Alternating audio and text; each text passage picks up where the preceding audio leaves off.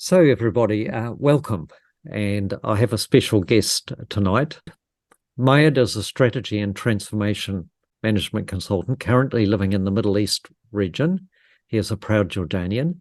He has advised many clients in the public and private sectors and across various industries, including healthcare, municipal energy, real estate, IT, and others.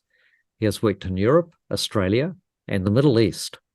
He is passionate about innovation, learning, knowledge management, and digital transformation, with a mission to create a positive impact on people's lives and contributing to a better future for the following generation. So welcome, Mayyad, to my audience, who are mostly New Zealanders. Thank you, Gary. It's my pleasure to be here. Thank you for the opportunity to speak to you. The reason why we started a conversation is because of your interest, your expertise in energy, energy security, energy supply. Is that a good way of describing that particular area of your expertise, Mayyad? I'm a consultant. I worked with different clients in different industries. I don't claim to be an expert in energy, but I can only mention that currently in the Middle East, I'm working on a project to develop a strategy and to establish future foresight function. So just to clarify what that is, for a policy regulator, I'm promoting, or let's say setting the foundation of establishing a strategy that is more farsighted than the typical strategic plan, which usually goes in 3 to 5 years horizon. So let's say thinking further ahead and anticipating what are the changes that can happen, thinking more strategically, with future foresight. Again, I'm not an expert, but I'd like to share some points of view based on my experience in regulating the energy sector. Just in the last couple of years, we have closed our only oil refinery, and although it's had very little publicity, our gas fields, offshore gas fields, which produce a condensate which can be refined. However, we no longer have any refining capacity, and my understanding is that those gas fields are in the process of being decommissioned, and there'll be no more oil and gas exploration in New Zealand. Now, given the events of what's happening in the Middle East right now, I and a number of other New Zealanders worry about our energy security. Can you elaborate? Give me your perspective. Sure, Gary. Now, first of all, it's understandable, the New Zealand government direction in terms of going green. Now, this is a global concern because of global warming. Now, many governments are basically aligning on reaching a net zero by 2050. So in general, it is understanding that direction, decarbonization, and there's no question it is good for our environment. However, decarbonization and moving into clean energy has its own challenges. So you cannot just go 100%. So there are ramifications. So it's important to think strategically about the energy mix. Yes, if wars happen, that certainly, as we have learned from the past, it does impact economically, socially, in many different ways. So, yeah, maybe we can talk about the impact of the war in the Middle East. But perhaps my concern is having shut down the refinery, which actually is very important for the processing of fossil fuels. Is that part of a bigger strategy? How is the government, like any other government, thinking about it? Is it considering sufficiently the different scenarios that could happen, including war? including natural disasters. So there needs to be a well-defined government strategy, and you cannot look at the decision of closing the refinery on itself. There are bigger considerations. As a government, it has a responsibility to think about what does it mean on the social, on the economical, on the political, across environmental as well, across the different perspectives, to make sure that you are having the right energy policy. It's a complex issue, and I think that there has been an oversimplification of the issues here in New Zealand. I should point out, Mayyad, that we have just had a general election, and there is going to be a change of government, which we will know the exact details of in the next couple of weeks. There will be a re-evaluation of our energy security policies. I'm pretty sure that's going to happen, particularly in light of what is going on in the Middle East right now.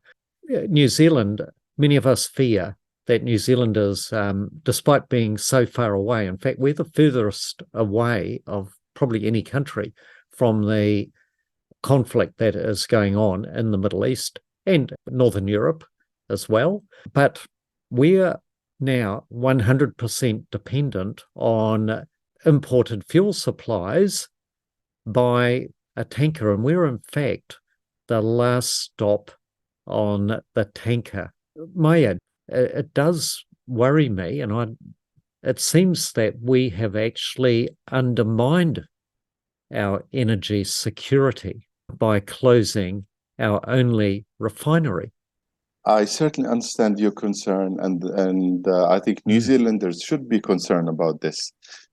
Now, if we look at the energy mix that New Zealand has, yes, there's a direction of using clean energy, biothermal, and other renewable energy sources, which I believe I've just done quick research that makes up about 40%. 60% of New Zealand's energy comes from fossil fuels.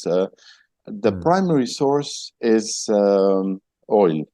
Okay, so the number one, I believe 32%, so that's 1/3 of roughly of New Zealand's energy comes from oil, while I think it's about 21% comes from gas. So oil and refining oil and access to oil products is strategic to New Zealand. It's the most important strategic asset.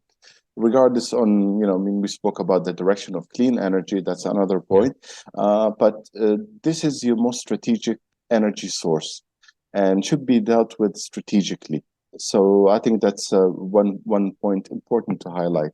Now, if we touch on that, this is why, I mentioned, in your last question that you need to look at this in terms of the overall energy policy, look at it strategically. It seems to me, I've done some, again, quick research on Marsden Point. And it seems that my impression is that the decision, I don't think we all have enough information, but clearly this was done in a board. This was based on commercial decision.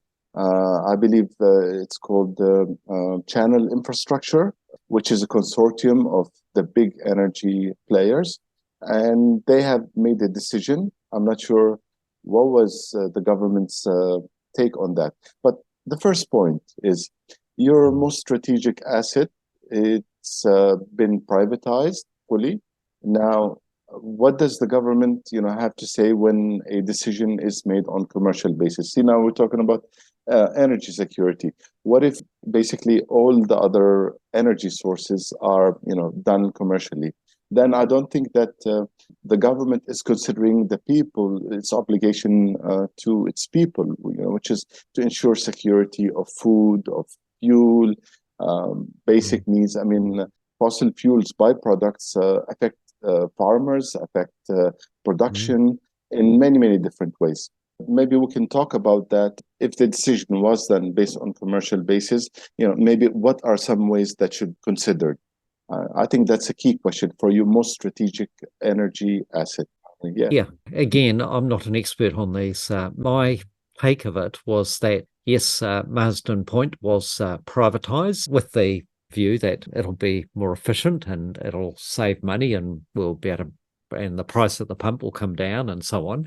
We didn't actually see any of that, but my understanding is that the board had a look at it and said, and it was going to be cheaper. They would make more profit if they simply bought in the refined fuel from Singapore and elsewhere.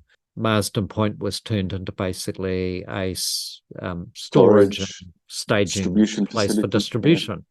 Yeah. So for the board of directors, for their shareholders, it probably was a sensible decision. But you've been saying, Mayyad, okay, what is strategically the right thing to be doing for New Zealand as a sovereign nation, correct? Yeah. So maybe the situation or the numbers, look favorable commercially at the moment, at the current oil price. Maybe there's some anticipation of some sensitivity change in pricing. But the question, the hypothesis you raised, Gary, what if there's war? What if the prices go back to what they were in 1973 or 1979? What's going to happen to New Zealand now relying, if the premise is importing refined oil from Asia is cheaper, that's the hypothesis. And now if the situation is different in, I don't know, let's say in 1 year, maybe 5, 10 years time, did they make the right decision? I mean, you mentioned maybe they've done the right decision. Maybe, they report back to their global head, we have saved X number of years. We are doing good job. Of course, that's their interest, not necessarily the people's interest. Now, I think this is, the onus is on the government, whether in New Zealand or anywhere, to ensure energy security by, for example, anticipating different scenarios. So this is actually the project I'm doing is, let's say building scenarios and planning against those. So let's say you assume, this is the path where we're going. These are the plausible futures, the possible futures. What if things go south, a pessimistic scenario? Or an optimistic scenario. What if technology evolves, and so on? Governments have a responsibility to have a strategy to look at these scenarios and carefully study the implications of these scenarios on policies and ensure that the policies are protecting the interests of the people, which essentially every government, that should be their main concern, not necessarily being friendly with the corporate, but primarily they are there to serve the people. So I feel like the premises or the logic that has been presented is not far-sighted enough. It is limited thinking, and we could reach into a situation of a black swan. I'm not sure if you're familiar with that term. I think the author is Taleb. He introduced that. It's actually ones in the Netherlands. When they came to Australia. Now, before, if you tell there are black swans, people will go, "You're crazy. This is not there." And when the Dutch went to Australia, they discovered that there are indeed black swans, and became common knowledge. And then typically the attitude, "Oh yeah, we knew that all along." So this is maybe a situation of a black swan where if something goes bad, then the government might say, "Oh, we will react, we will rectify." But the question is, did you think about it before? Did you plan for it? Did you do your duty to its people rather than wait for crisis to happen? You should be prepared and have a energy policy that protects the people as every government should.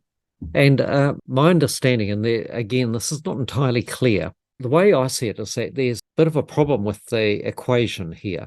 Dependent on 60% of our energy requirements is basically fossil fuels, hydrocarbons, and that is imported. We used to be able to refine, which gave us a degree of security in that we could then use our own domestic production of light crude so that if there was a major disruption somewhere else in the world, we wouldn't absolutely grind to a halt. My understanding is that we only have 4 to 6 weeks of, say, diesel actually here in New Zealand.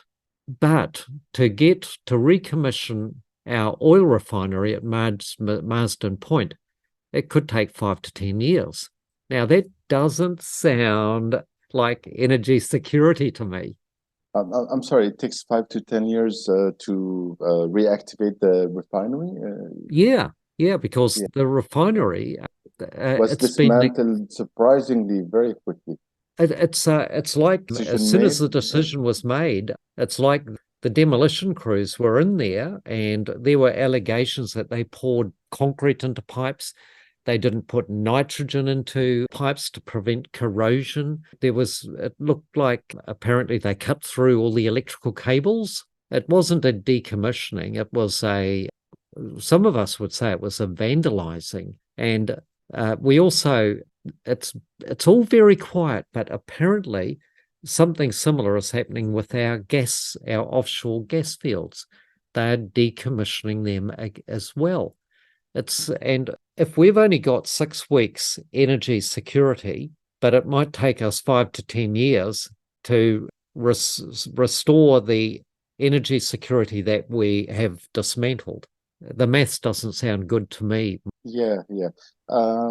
New Zealand, if these scenarios happen, New Zealand would be hostage to other countries, or I'm sorry, maybe not hostage, dependent on other countries to ensure the covering the basic needs of the people. Yes, certainly there is a concern if there's a limited supply and the supply is only for a few weeks. So you have moved from a situation where New Zealand, as a producer of refined, by the way, very high quality refined oil that produces less emission.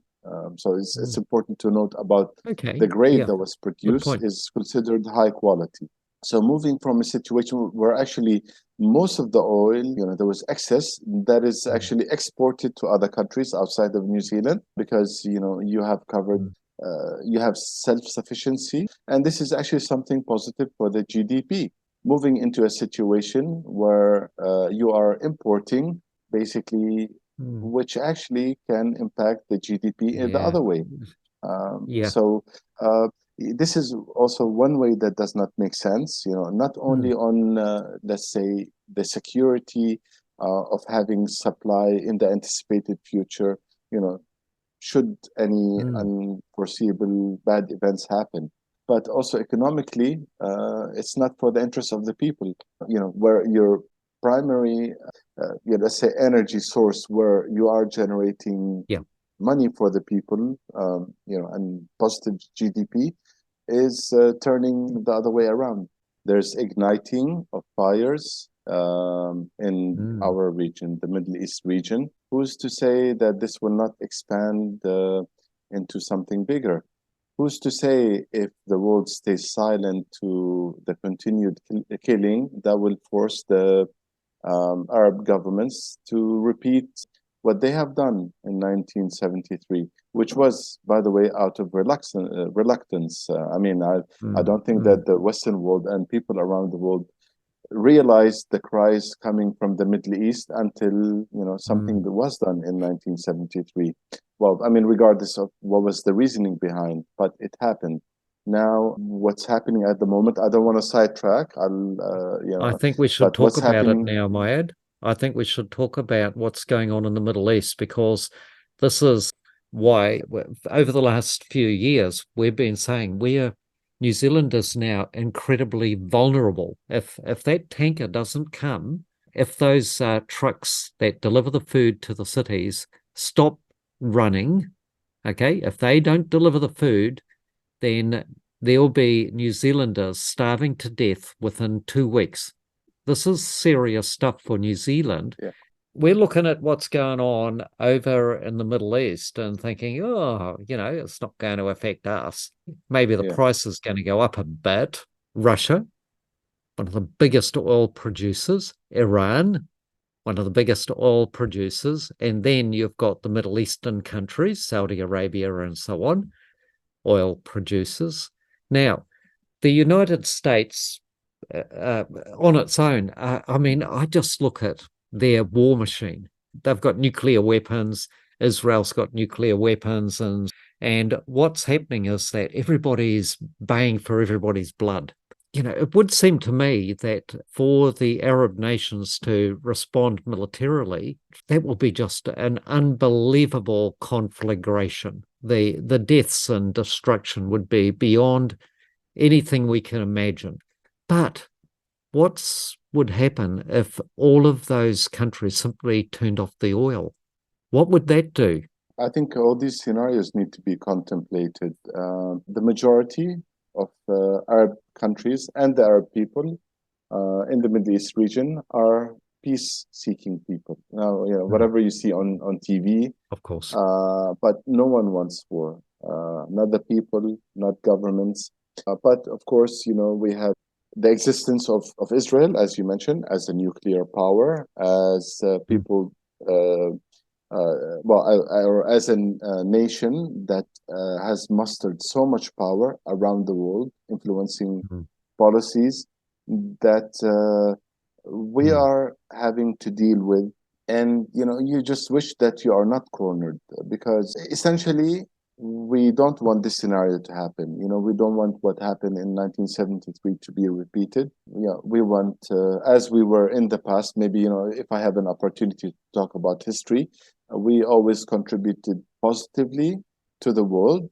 Now, okay, in modern history, there's different impressions, but, there are maybe political reasons behind that. But anyway, the Palestinian struggle, if I may call it that, maybe establishing the state of Israel is a factor, but then in the end, at the expense of what? Now we have millions of people that don't have home, they lost identity. Some people, like in Gaza, are in the world's largest prison. And the fact what's happening right now on the ground, the killing and the volume of killing of people, in mass numbers, I don't think that the Arab states, even though we are peace-loving, will continue to allow that to happen. Maybe America will allow it to happen. Maybe some countries, want to be politically correct or, be friendly with the people that pull the strings and the powers. But I just hope that it doesn't, push does not come to shove. In which case, what you mentioned is certainly, important consideration. So I just want to highlight that we want peace, but I think many people in the Middle East, Arab countries, are very concerned, to say the least, about the killing of innocent people, regardless of their religion. That's not our, concern. Our concern is the genocides that happen and the killings of civilians. That is very, very concerning, and on a bigger scale. I don't want to divert too much into that, but certainly if this continues, and the silence of world governments, or giving the green light to the Israeli government to continue doing what they're doing, that is actually a cause of concern. Maybe, I don't know, I can, talk about that a bit, but, I'd like to frame it maybe perhaps, I don't know, in another conversation, we can talk about the Middle East. But I just want to mention that certainly, as you mentioned, the oil-producing political powers, the world is not okay. We are in the 21st century, in an age where we have access to information, and there are many things to be concerned that could one day, spill into an energy crisis, which is our topic today. So certainly, you need to. I think the people should be concerned, well, about energy security and also about what's happening. I don't know, on a humanistic. Here in New Zealand, it's such a long way away. We see what's going on in Gaza, the bombing, and 50% of the people who are dying, I understand, are children, and it's quite likely that very soon people will be dying from starvation, dehydration, the inability to get medical treatment. It does sound like genocide. Now, but here in New Zealand, we can say, well, it's not in our backyard. So what's it to me? What's it to my family? But my understanding is that listening to some dispassionate commentators on geopolitics is the United States is gearing up, preparing to go to war with Iran. And that seems to be what the end game is, or the intention is, with the enormous concentration or build-up of American force in the Mediterranean. That really worries me because now it worries me anyway, okay? Because I do like to think that I'm a global citizen. I'm not just a New Zealander down at the end of the bottom of the world. I don't know. I'm just, I even try to stay away from the news because, yeah, don't we? I Yeah. mean, politics is so dirty. I can smell it in my home from the TV. I don't know if that's a suitable expression, Yeah. but yeah. However, my perspective, I'd like to share. I mean, you mentioned Please. something, Gary. Okay, yeah, you're in beautiful New Zealand, which I love, by the way, and I love the nature, and I love the good people of New Zealand. I've been there, and I interacted with a lot of Kiwis. Besides the point, we are people, we are humans. Okay, and I'd like to think about it as humans. Now, what does this concern me? It's something that I watch on the news. Conveniently, I can just take whatever garbage the media feeds, and unfortunately, we are in an age of disinformation, which is, I don't know, by definition, is um, the intentional manipulation of people's thinking. I mean, it's not even misinformation. It is done on purpose. Um, Now, what does that concern me as a Kiwi? I got my own life. I think we are in the 21st century at an inflicting point. Now, technology has evolved so much. We always had media, but we never had so much access to information. We are overloaded with information. We are at an inflection point. You cannot hide the truth anymore. Now, if you trouble yourself a bit, to search for truth, to search for information, you'll find what is mentioned on TV is certainly not the reality. Even the disturbing images that have been fabricated or what has been told, I mean, raping of, like, for example, in the situation in Gaza, raping of hostages, or, chopping off babies' heads, and so on and so on. That rhetoric, that narrative that only serves certain purposes, not necessarily telling the truth. So my point Can I is, just can I just come in please. here, because this has Yeah. been very widespread in New Zealand media. I have yet to see any verification of those allegations. It's easy to say these things. It's another thing to verify it. And they have not been verified. So are they just, well, you can call it disinformation, misinformation. Maybe we should just call it propaganda. Okay, it's war Yeah. propaganda. But is there really any truth to it? Or if there is, was it a isolated case? Or was it widespread? Was it a deliberate policy? Where's the verification, Mayyad? Have any I of those think been that's a verified? great question. I think that's a great question. I ask myself, I'm a normal person. I'm a global citizen like you. Yeah. I also question, and I have seen the images that were distributed after the October 7th attack by the Hamas forces. I have also seen disturbing images. So certainly something did happen, but I think you're asking the right question, to verify. Okay, just because, let's say somebody with a gun, storming into an occupied territory, okay, that means that their intention is rape, killing, and harm. I think that is something that we all should try to verify. I also, tried to find out.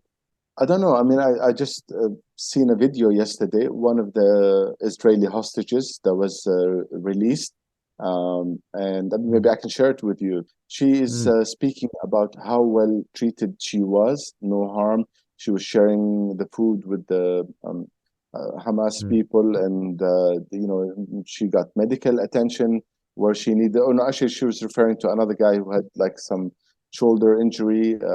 So I don't know. This is some indication, firsthand. Now, I don't know, but I think that we need to verify, not take what is mentioned as true. Verify. And it works both ways. The allegations against like Hamas, but also the allegations, for example, of say an Israeli missile targeting or a bomb targeting a hospital.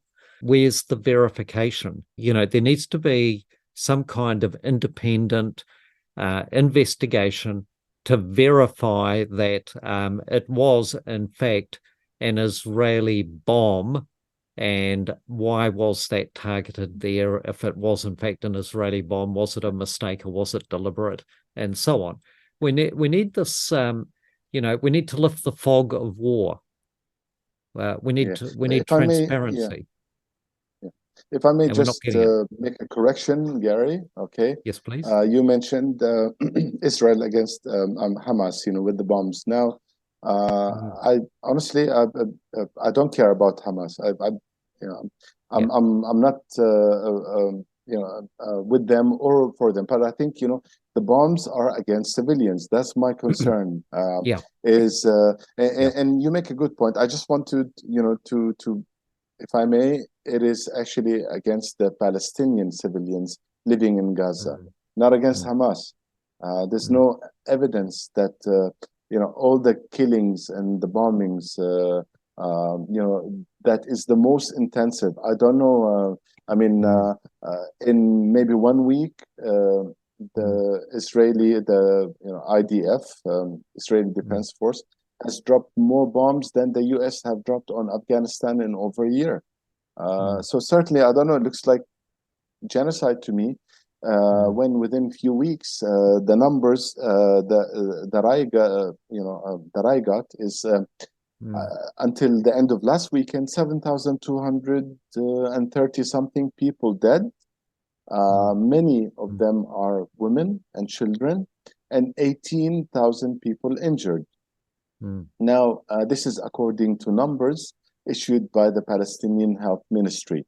Now, President Biden went out on the media. He says, I have my doubts about these numbers.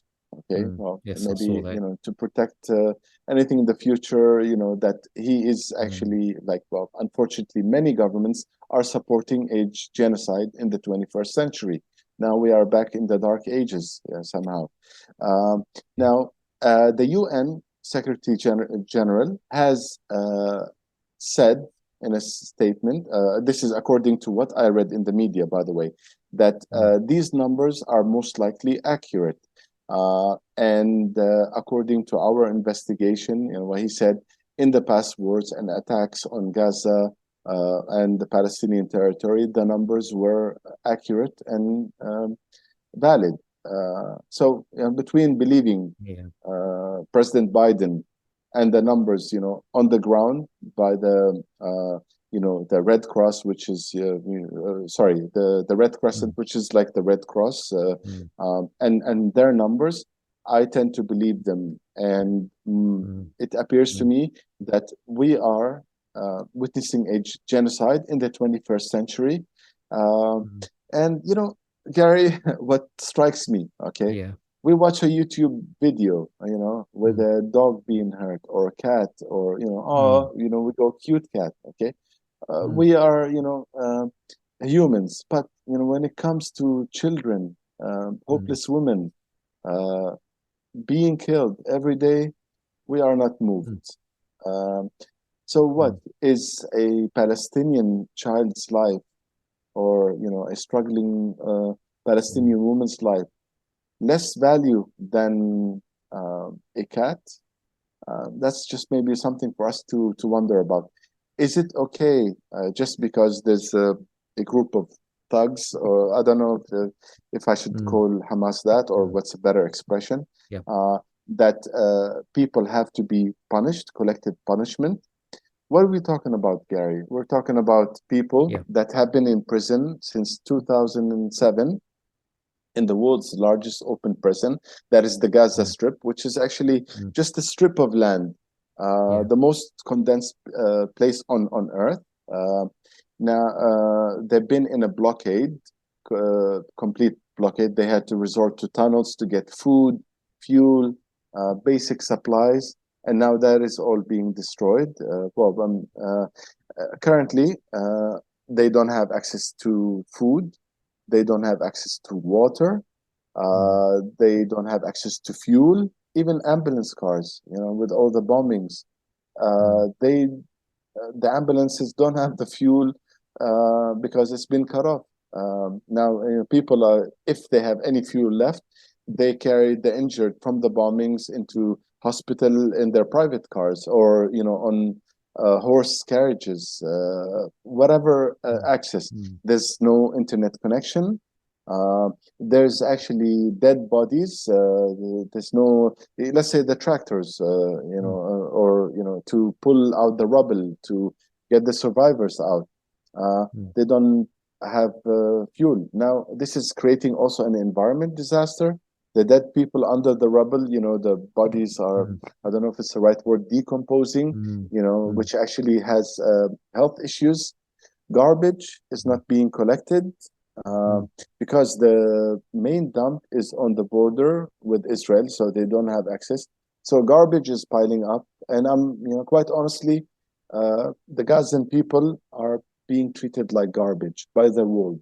Okay, and but thank God, because we are living in our age, there's the position of the government, of the news, and there's the position of the people. Now we see demonstrations, and it's mainly the new generation that is not so gullible.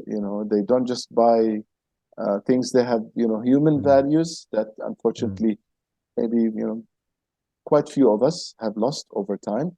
Demonstrations all around the world refusing the genocide that is happening. I don't know. There's a lot to talk about, Gary, but I don't want to. But look, I think it's important to understand that what is happening now is something we all need to reflect. We are in the 21st century. We need to decide, what kind of human am I, regardless if I'm, down under, I don't know, in Fiji, or, right in the heart of Gaza as human. Is this aligned with my values just because, I buy a certain propaganda? Well, Mayyad, I'll just elaborate on, let's just talk about this a little bit further.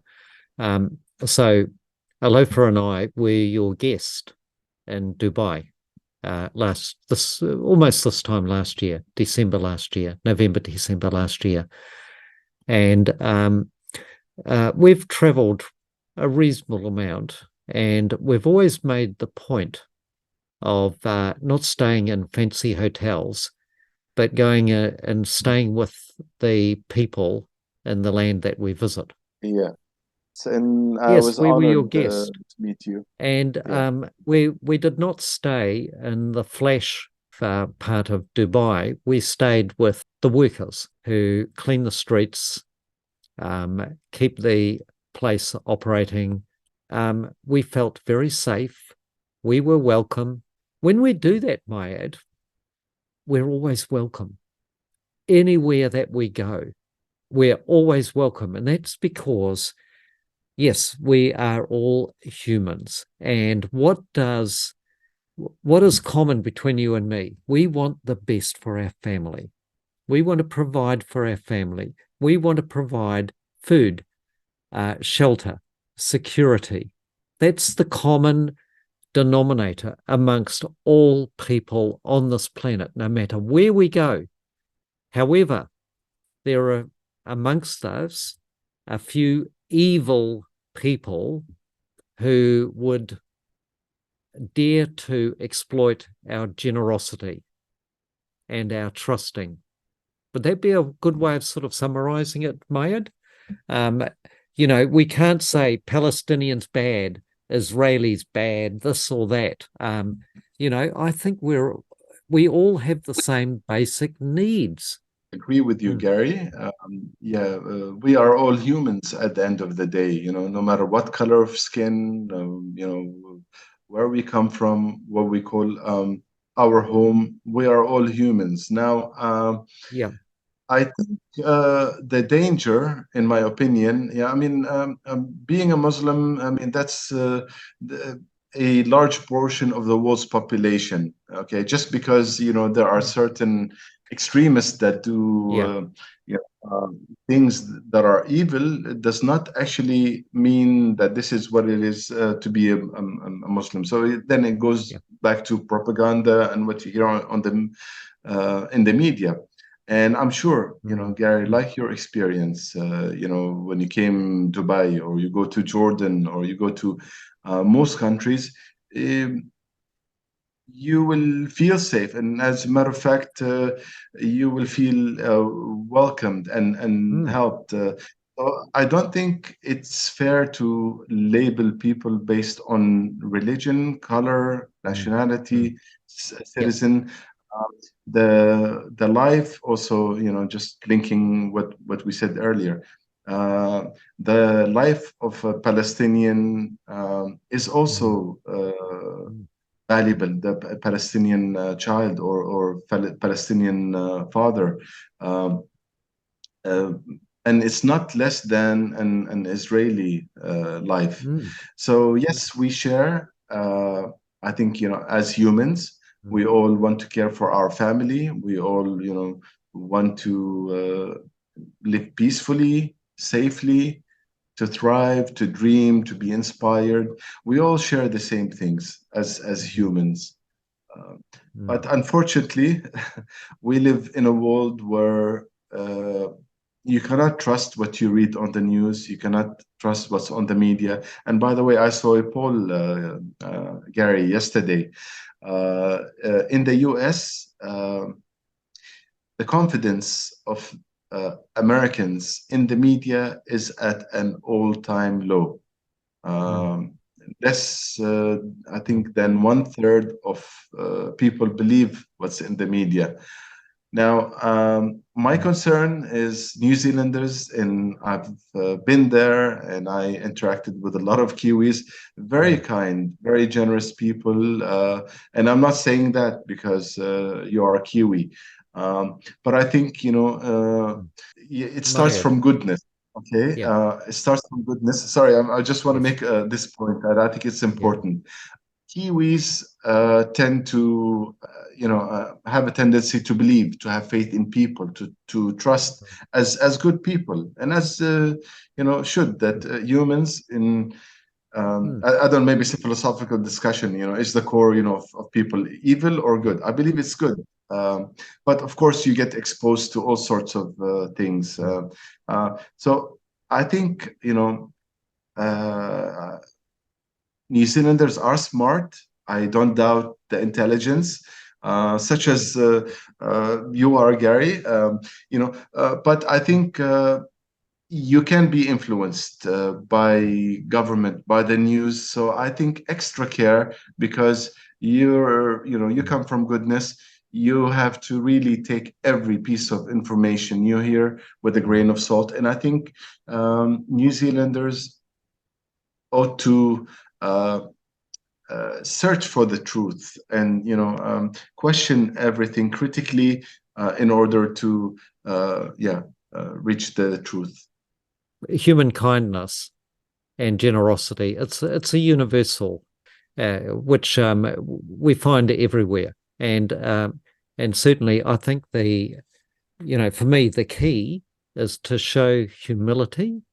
And like when I go into a person's home, is that I go in and I show respect and humility, and I accept the the welcome and the generosity of my host, and I enjoy their food.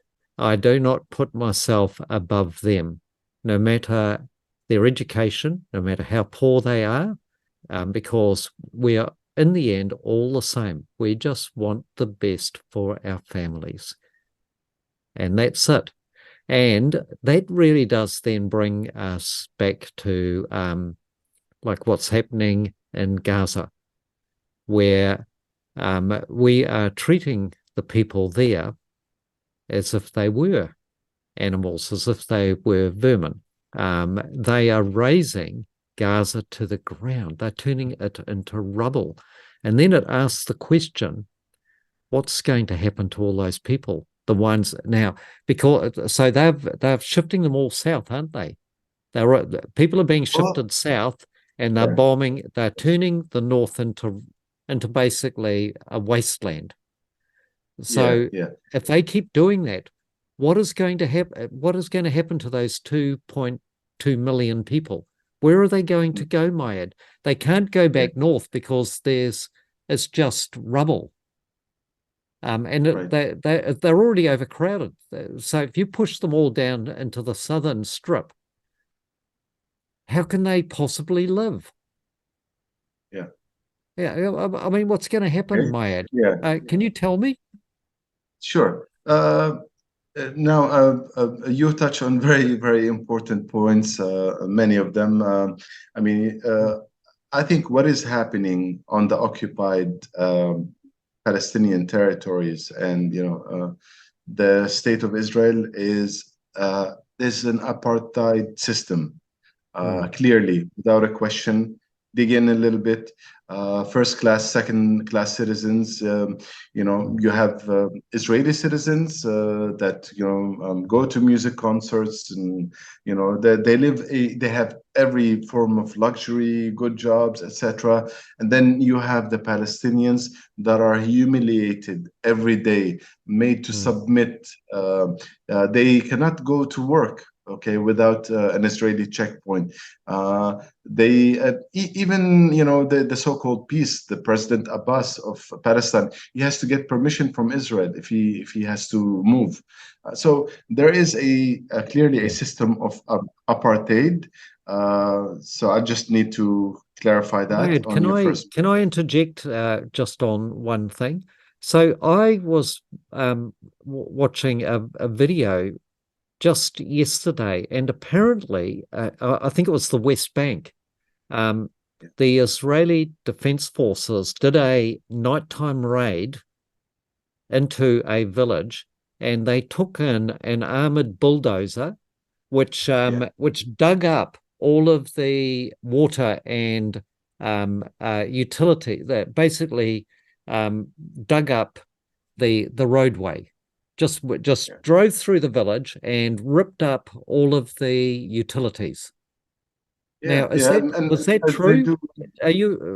Did they actually I do haven't that? seen I haven't seen that video, Gary, but I can tell you that what they are doing in Gaza. Like they are in the dark. They cut off electricity. They cut off water. They cut off the internet. So these are the brutal practices that people in Gaza are living with every day. Even let's say there was a bomb, okay? They cannot call an ambulance. I was watching something on the news, okay? You don't have internet, you don't have anything. I mean, already the strain on the healthcare system, it is completely unhumane. What's going to happen to Now, Gaza? yeah, well, you mentioned, Gary, is that the Israeli forces told the Gazans to move down south, okay? Otherwise, they will die, quote unquote. I don't know what terms they use. Now, for your information, what I see on the news is many Gazans refuse to leave. Some have tried, and they were being bombed along the way. There's no safe passage. And I heard also another Gazan say, well, if I go where? Okay. There's nowhere for me to go. Go where? this is my home. mm, I'm used to the killing. It has been so much. I'll just, the people have grown so much resolve that what Israel tried to do, as they have done in 1948. So also important to know the history. Uh, as they have done in 1948, the same similar threats. We are coming with bombs, with I don't know, it was F-16s or F-14s at the time, and bombs. And they pushed people out of what is today Israel, and many of them, have run away to avoid being killed with whatever they can carry that day. They moved into Jordan in the mm, hope of returning to their homeland. Now this was in 1948, 75 years ago. mm, They were not able to return to their homeland. Now it's somebody else's homeland. They lost their homes. So uh, mm, okay, maybe to talk about history needs some mm, time. But essentially, also a lot of Gazans are saying, "Oh, you're trying to push us away, so then you can come and invade our land." Already, we are in the most condensed places in the world, in a short strip with 2 million people. You're trying to squeeze whoever is alive to push them into a smaller area, like rats. Okay, so you can mm, actually exterminate them all at once. I mean, there are extreme politicians in the Israeli government, and this is really the problem. Um, they are extremists, okay? No attention is being paid to them. They want to annihilate the Palestinian people. mm, I shared with you an interview with Bassam Youssef, mm. Yeah, Gary, very good. and yeah, and he was saying, how many Palestinians have to die before you're satisfied? So, Mm, uh, so I'm touching on the point that actually telling people, seeming like you are showing mercy, to go down south. Um, mm, Palestinians are not accepting those who tried. There were many incidents documented, if you look in the news, who were bombed along the way. mm, They don't have fuel for the cars to be able to run away. Uh, mm, they don't have anywhere to go. There's actually no access. They're not allowing access to, human aid, food, basic mm, supplies. They're being blocked by the Israeli forces. So this is a case of, I don't know what's the word to describe it. There are no words to describe what mm, is happening. mm, Is so inhumane, and I think what is more inhumane is, maybe you don't know about the suffering, is not considering and being sided in this struggle. Actually, I take it back. This is not a struggle, as you mentioned. This is mm, a nuclear power who has the one of the strongest armies in the world. Okay, mm. and the other party that is being occupied. Um, so there is no struggle here. There is actually hope and prayer for compassion, for people to be aware, and to stop a genocide, and hopefully to reach peace. You've given us a very valuable, very important perspective, a perspective that we are not really getting, certainly not here in New Zealand. We've highlighted the plight of the Palestinians and linking it for New Zealanders to understand how, if this gets out of hand, New Zealand is not immune to the consequences. What is happening in the Middle East? It is a human tragedy. We can't ignore that. But we also need to understand that New Zealand is economically, through our lack of energy security, we are extremely vulnerable. And the events of what's going on in the Middle East could have absolutely catastrophic effects on New Zealand within a couple of months. If the diesel runs out, the food stops being delivered. Okay, it's as simple as that. People will starve within a couple of weeks because there'll be no Uber Eats being delivered to their apartments. So we can't sit by and look at what's going on in the Middle East and say, it's not in my backyard, so it doesn't matter. Certainly, that is a good summary Okay. on one part of our discussion. Yeah. Well, Definitely. Yeah. Mayyad, one of the take-home messages I'm taking from this, we've got a new government coming in. This new government needs to place energy security as a top priority, and it needs to be a priority right now, okay? Because the events of what is going on in your part of the world right now, it is what happens in the next few days or the next few weeks could have catastrophic effects on New Zealand in terms of energy security. We've got a new government coming in, and this is an opportunity. It's an opportunity for us to look at our policies with regards to energy. And we need to have a fresh look. Okay. And you've really highlighted that for us. So I want to really thank you for this, Mayyad. So we'll finish now. Yeah, from my side, I want to thank you and my greetings to the good people of New Zealand. And yeah, always good to see you and to talk to you. God bless you and God bless New Zealand.